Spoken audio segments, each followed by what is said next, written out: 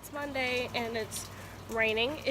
The bottom just dropped out of nowhere, like nowhere. I was just chillaxing, relaxing, all cool on the sofa, and then I just heard something, and it was rain. Perfect lazy weather. So I'm outside, I don't know, just enjoying it because we love the rain. I don't know, I love rain. I like to go prancing in the rain. Oh, that's my cue to go in. We don't fool with thunder and lightning. No, we do not. No, ma'am. No, sir. We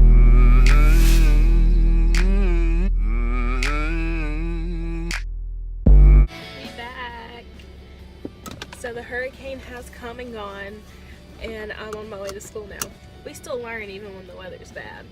So, I'm gonna be honest with y'all, I almost did not go because this morning when I woke up to an alert that said flash floods until 4:30 p.m. and I'm really not trying to drive out in a flash flood. It's only been sprinkling here and there today so far, so I guess I can go.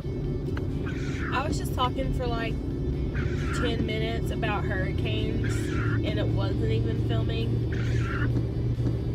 So that's my life, if you were wondering. Basically, I was just saying how sometimes down here in the South, we make a lot of jokes about hurricanes and we use it as an excuse to get off from work, get off from school, and to eat a lot of snacks and get fat and sassy. I was just saying that hurricanes are a big deal because houses get messed up. What might be like a small deal to you, it could be a big deal to somebody else down the street. Their house could be flooding. A tree could have fell on their house, like a limb could have fell on their car and broke the windshield. So you should make sure that things are in order. But I guess it's kind of late for me to say that because the hurricane already came-ish. But I didn't realize hurricanes were as big as a deal as they were, because when people throw around things like hurricane party, I mean, in my mind as a 8-year-old, it's like a storm that could get really bad and we get time off from school. Going through the storm, that's a different story, okay? I remember sitting in my bedroom and I thought I was sophisticated and grown as a child, so I had my TV on the news channel. I'm watching the weatherman, you know, eating some Pringles after my mom was like, "Don't eat all the Pringles! The storm hasn't even started yet, you're eating all the Pringles!" I remember sitting there on my bed watching the news, and then the TV goes out. Like, what kind of party is this with the TVs out? Your girl was confused, okay? That's when it got real right there. That's when it got real.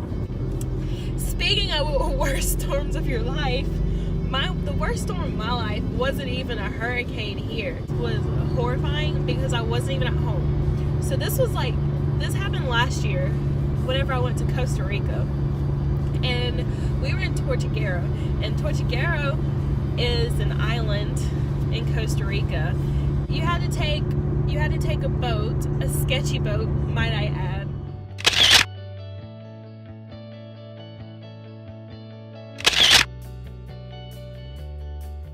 Which was fun, I'm not gonna lie, I enjoyed it. I wasn't afraid of it. I felt safe even though I probably shouldn't have, which is bad. It took like an hour and a half just to get there. It was surrounded by water and jungle. So like it was water, and then there were rooms, and then it was jungle.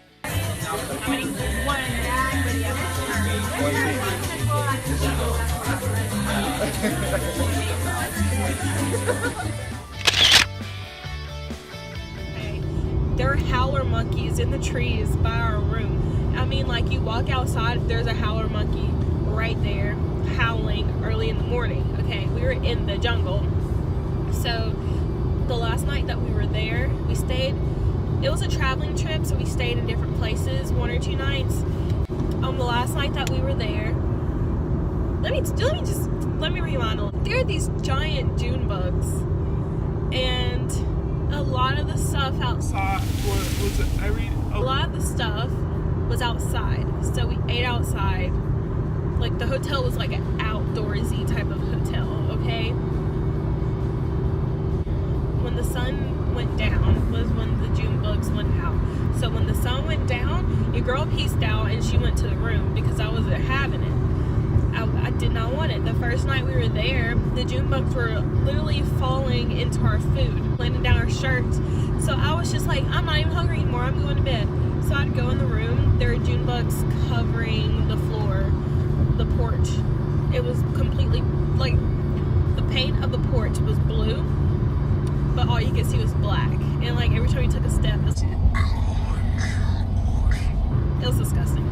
I went into the room and then I turned the porch light off to make the June bugs go away. And then I was just laying on bed, you know, calling my mom, catching her up on the deeds of the day. And it starts thundering and it starts lightning and there's no rain yet. So we're like, maybe it's just like a heat storm. I don't know. It's really hot in Costa Rica. And I was like, why are these people still out here and it's thundering and lightning? Like, they crazy. So then it gets louder. The thunder gets louder, if that's possible. And then it starts pouring down rain. And next thing you know, my roommates are coming. They're knocking on the door. They're trying to get in. They're trying to rush in without letting the June bugs in because that was a problem of its own. So fast forward, and it's like after midnight, I would say, and most of my roommates are asleep. But then, out of nowhere, there's like a loud, you know that sound. You know that sound. And like, it sounded like it hit something, and it sounded like it hit something really close to where we were. So like, I was awake. My heart was beating fast. I was like, I'm not going to sleep. I texted my mom. I was telling her, I was like, it's a storm out here. I'm not sleeping. But that lightning, every single time lightning struck, it sounded like it was hitting something. I was terrified. I was waiting on a text from our advisor to tell us that we had to evacuate. Like, and then in my head, I'm running through all these scenarios. I'm like, okay, so if we evacuate, where are we gonna go? Because we're in the middle of a jungle.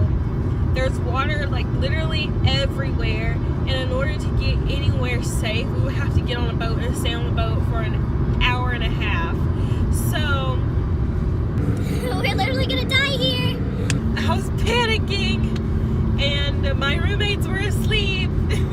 So then the next morning, after I got maybe like 2 hours of sleep, when it finally calmed down, I wake up and I go outside to get breakfast, and I walk over to the dining area, and I'm talking to the people who are on the trip with me, and I'm like, did y'all get any sleep last night? Because I didn't. And the people who are from Alabama with me were like, that's nothing, man. We sleep through hurricanes where I'm from. And I'm like, I don't sleep through a hurricane. Who sleeps through a hurricane? Like, are you crazy? And then we had people from Colorado and New York, and they're like, that was horrifying. That was scary. I've never heard anything like that. And I was like, same, because I'm not crazy. I'm not sleeping through something like that. This other guy that was on the trip with us comes by, and he was like, did you see what happened to that room? And we were like, what? And he was like, that cabin. Did you see what happened? The tree fell on the cabin. And then I was like, and sure enough, we walked through the cabins, and we come up on one, and there was a huge tree on the cabin, okay?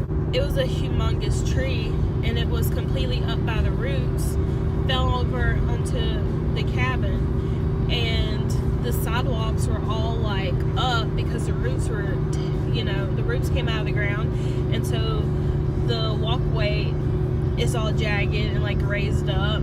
And when you look into the room, there was 3 beds in every room. There were like 2 small beds and 1 like full-size bed, 2 twins and 1 full in all the rooms.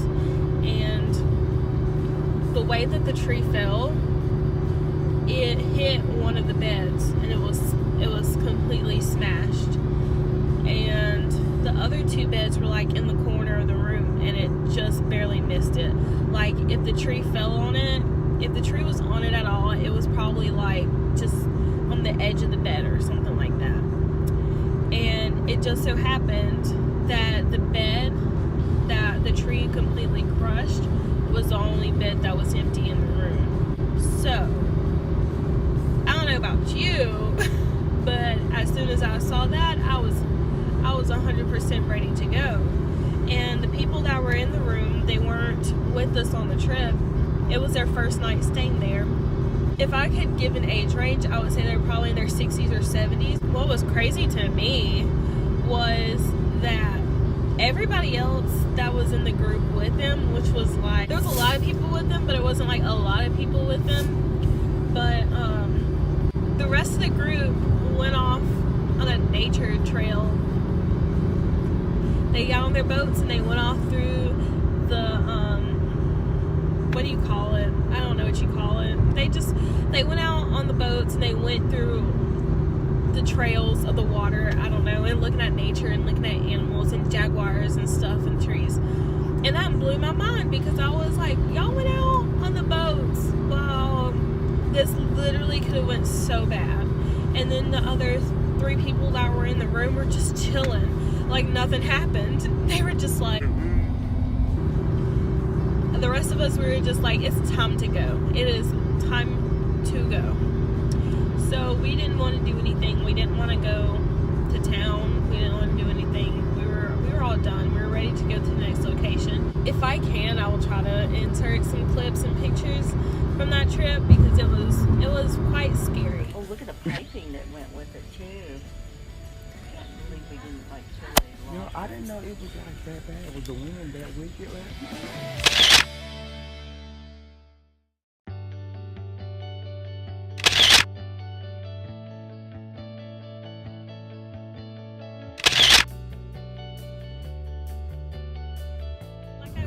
I know it probably wasn't as bad as Hurricane Ivan, but I think the simple fact that I was in a different country in the middle of the night on an island surrounded by water, I think that made it a little bit scarier. Scary for different reasons, I guess you could say. So yeah, that's the end of my story time. I'm almost to school now. So, thanks for watching.